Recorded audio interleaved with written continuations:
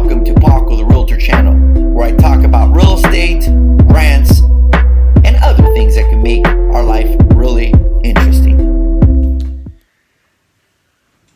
Hey guys, Paco the Realtor, your friend in real estate. How's everybody doing this evening? Sorry, I am a little late. I had some technical difficulties. I couldn't log on. It just kept kicking me out and kept rotating and rotating. So, anyways, Taco Tuesday. What's up, Noel? Taco Tuesday with Paco. Today, I'm going to talk to you about selling your home this summer. So, if you're planning on selling your home this summer, you need to listen to this. The last week and a half, I have been asked more questions about selling a home than the last 2 months combined. So I figured, why not write down every question I was asked? And that's the wisdom I'm going to give you today. So this is for you if you're going to if you plan on selling your house this summer. All right? All right. Oh, my back hurts. I'm sitting on something I'm not supposed to be sitting on. But oh well. All right, guys. Here we go. Oh, and today I'm not drinking wine. I'm not drinking beer.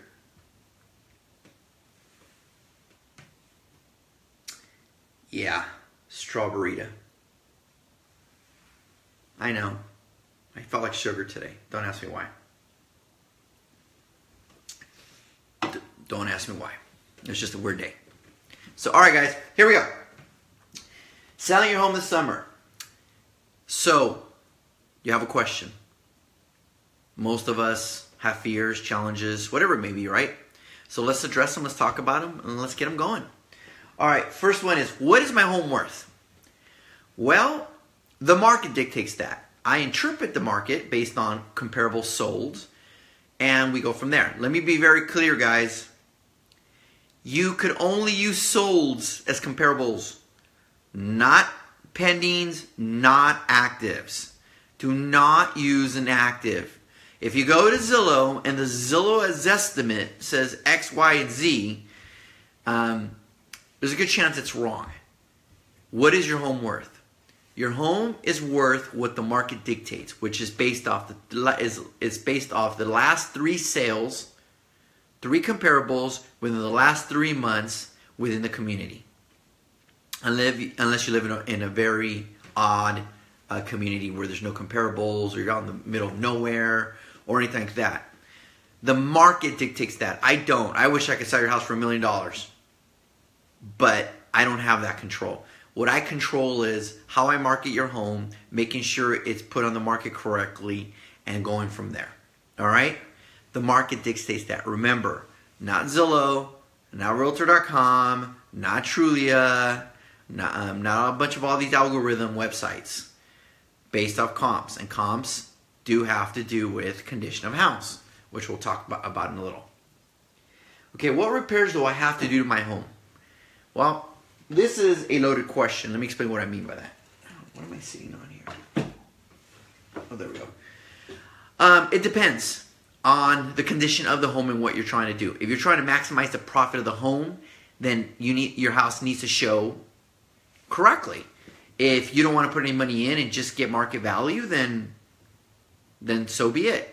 If you just want to sell your house and put the least amount of money, well, that's something else. It depends on your goals. Sometimes we have to put money into it. Sometimes we don't. Sometimes we just got to paint it. Sometimes we got to do a full rehab.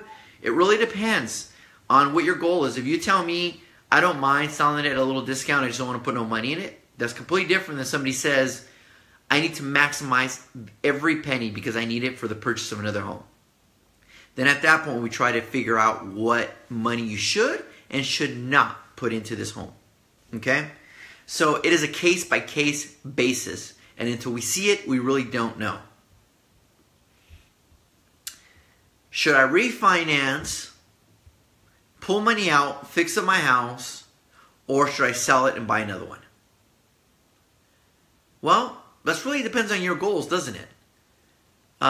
First thing I would ask you is, what's your goal? Are you happy where you're at? If you tell me I'm stoked where I'm at, I have a good house, I just need to upgrade it, then that's what we do, right? Somebody at my front door. Oh, you guys can see it. I got the ring, and it's telling me somebody at my front door. And so your goals dictate that. I don't. I just give you the facts. I had somebody call me today and tell me, hey, I'm thinking of refinancing and fixing up my house. I said, what are your goals? What are your goals? What are your goals? Well, it turns out his goals didn't match because the rates have gone up. So if he refinances, pulls out money to fix up his house, it's not worth it to him anymore. So the facts, the numbers, dictated that now he will sell, sit on the house, sit on the money, wait for the market to come down. If that means renting for a year or two, and then he wants to buy 2 properties. So his goal is to have 2 properties. His goal is to cash in on the equity, sit on the money, and buy 2 properties. That is his goal. So that means it has nothing to do with refinancing. That was the original conversation. I want to refinance. And I kept asking, what's your goals? What's your goals? Well, we found out what his goals were. His goals dictated that. And now we're going to do research on resale value. How do I get ready for my sale? Well, step 1, have me go see your house. See what you need to do, not do. Step 2, declutter your house. Put it in the garage. Put it in a storage unit. Put it somewhere. Declutter the house. Buyers do not have an imagination, and clutter makes the houses look smaller. Get rid of any bright colors. Like if your room is like bright pink, maybe not the best color. Neutrals are great. Great curve appeal. I don't care if you have all dirt in the backyard. Your front yard better not be like that. Curve appeal is important. Even if we have to put wood chips down. Curve appeal, curve appeal, curve appeal. Eaves, very important. Is very important. You know that you see from the front that it just looks like $1 million, right? We have a home that's currently on the market. It's been on the market for 3-4 weeks now, and it has a gorgeous front door. And it wasn't like that all the time, but that is now what people see. I've had 2 open houses, and I can assure you that when I ask people for feedback, there's 2 things they say. Love the home, love the front door. So it was a great investment that they spent on it. Oops. It was a great investment, okay? So declutter, touch with all the senses, make sure it looks, smells good. Do everything you have to do, right? Get it ready. Assume you're going to look at it.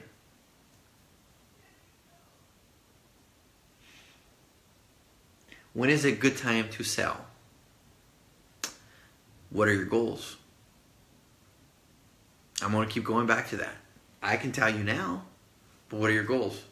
Well, I don't want to sell till my kids are out because I want to move and I don't want to get them out of school. Well, then you sell in May. I need to cash out immediately to go do something, then you sell now. Your goals dictate that. So when is a good time to sell? When you're ready. When you're ready to pull that trigger based on your goals. Don't time the market or the market times you out. Don't time the market or the market times you out. Remember that. What are the rates going to do to the resale of my home value? Meaning, okay, my rates are going up. Does that mean that I'm going to have issues selling it? Well, it really depends. The higher the rates, the less people qualify. That's a fact. But historically, when rates have gone up, so has activity. Everybody that's sitting on the market looking to buy, can't afford to buy, but has no motivation to buy, all of a sudden see higher rates and say, crap, I better jump in the market and buy before I can't afford it anymore because of the higher rates. So what are the rates going to do to you? If you're on the lower end, they ain't going to do much for you. If you're on the higher end, less people can afford, so your days on market might go from 25 to 55. Just be patient, right? How quickly will it sell? This is DOM, days on market. the market dictates that. In Riverside, above $500,000, the average days on market could be anywhere between 20 to 50. That's normal. It's just because your house has been on the market a month and a half, that means nothing. Doesn't mean it's a bad property. It just means it's looking for the price. Remember, anything above $500,000, FHA, first-time buyers cannot afford to buy it. It has to be somebody who's got some cash. Hence, smaller market. Hence, sits longer on the market. If you're below $400,000, then you'll have more activity and you'll probably sell quicker. But every property is unique. We had a property where there was a new, it's an escrow, new development right next to it, and that new development really hurt us because even though we had some offers, they fell out. But one of the things we kept seeing is they come over, love the property, but then go see the new development, and that's our competition, right? So it is what it is, and you just deal with it. How much do I pay in commissions? The golden question. It depends. Depends on what you need, what you want, how you want it. Average commissions are 5 to 6%. People say, well, why would you charge 6%? Because we're worth it. We're not just going to put your house on the MLS and just kind of sit back and wait for it to sell. We spend thousands of dollars marketing your house. Hence why we charge a little more for the commission. It really depends, but I would say on average 5 to 6%. And the key to the commission, don't focus on the commission. Focus on the value that the realtor brings. If they're just going to put on the MLS, have an open house, print flyers, and put a for sale sign, and that's it, and that's their marketing plan, okay. If they have a social media plan, that's key. Bring eyeballs, right? Bring eyeballs to the house. What about my purchase? What if I'm going to sell, but I also need to buy? How does that work? Well, first of all, you don't pay commission on a purchase. You only pay commission on a sale. So on a purchase, you're only paying for your loan. Second, they should close concurrently if that's what you're looking for. If there's a contingency, it's a lot more challenging. It's a lot more challenging because people, when they buy, they want to move in now. Not tomorrow, not later. Now, right? So that's how that works. Make sure, though, that when you do list your property, there's a contingency on the contract. So somebody can't just say, time to close, you have to move. If you can sell your house without a contingency, it's even better. But not everybody can do that, right?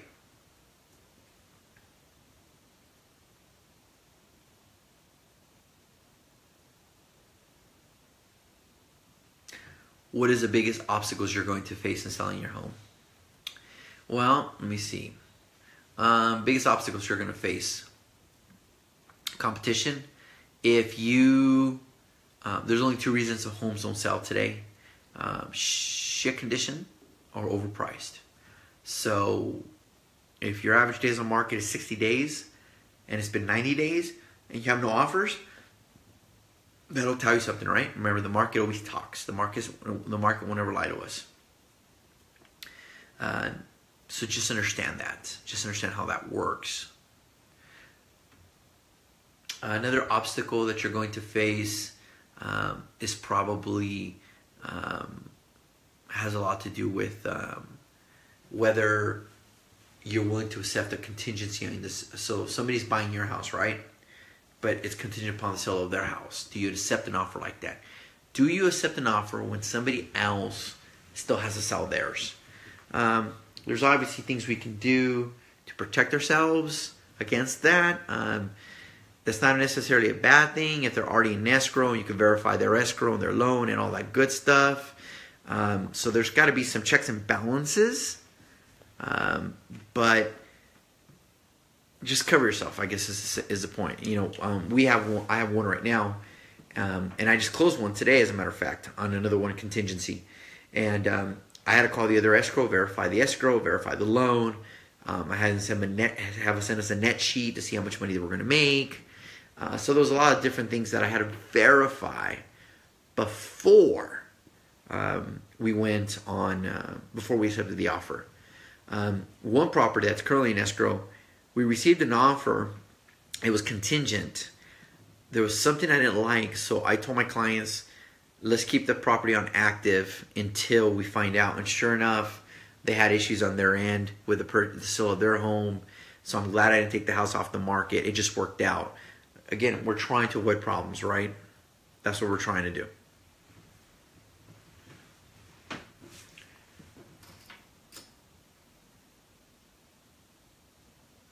What kind of loan do you require when buying a new home if I already have one? Thank you, Amato. Appreciate that, buddy. Well, it's not FHA because you already own a home. But there's conventional 5%, 3% depending on your FICO. That's not an issue. The reason that question comes up is because people assume that if you already owned a home, you have to come in with 20% down. That isn't the case anymore. You can buy a house now with 5% down, 3% down on to buy your new home. But before, if you owned a home, then you'd pretty much have to come up with 20% down. And that was the challenge, right? So that's not an issue as much anymore, but just kind of FYI, that's something that we need to that needs to be addressed. Do not sell your home until you already know you qualify, you know what your costs are, and you know that you're ready to buy the new one. In other words, don't put your house on the market without knowing what your numbers are on the home you're buying. Don't make that mistake. A lot of people do. They go out there, they get excited, they make an offer on a new development. They say it's going to take 3 months to build the house. Then they put their house on the market, but now they're scrambling to find out what the numbers are, and that could be a problem. Because what happens if the numbers aren't pretty? Then what are you going to do? So just don't do that, is all I'm saying.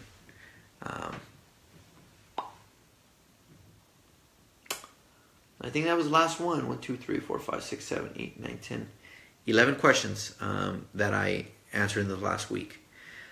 So if you guys have any questions regarding any of that, you know how to get a hold of me. Just Paco the Realtor, Facebook, Snapchat, Instagram, YouTube, just Paco the Realtor, and I'll be more than happy to answer those questions for you guys. All right, guys? All right, guys. Paco the Realtor, local expert, broker, storyteller. And today, drinking strawberry. It's not whiskey or cognac or anything, but it'll do. Hasta luego, amigos. Hey, thank you so much for watching our videos. I appreciate it. If you really like the content, go ahead and like and subscribe to our channel. We'll be putting out a lot of content on a weekly basis, which will be real estate related and a lot of stuff of just me ranting. So thank you. Remember, subscribe.